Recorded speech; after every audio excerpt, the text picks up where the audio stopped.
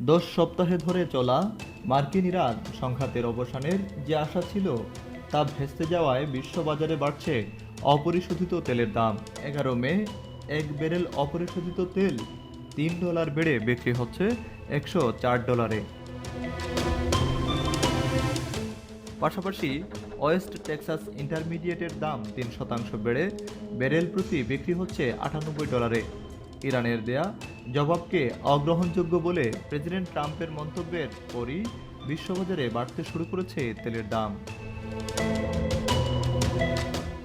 এদিকে ইরান ও যুক্তরাষ্ট্রের মধ্যে এমন উত্তেজনার জেরে হরমুজ প্রণালী বন্ধ থাকায় বিশ্বব্যাপী জ্বালানি সরবরাহ সীমিত হয়েছে। বিশ্বের প্রায় 20% অপরিশোধিত তেল ও তরল প্রাকৃতিক গ্যাস এই সংকীর্ণ জলপথ দিয়ে পরিবাহিত হয়। Desk report, BNews 24।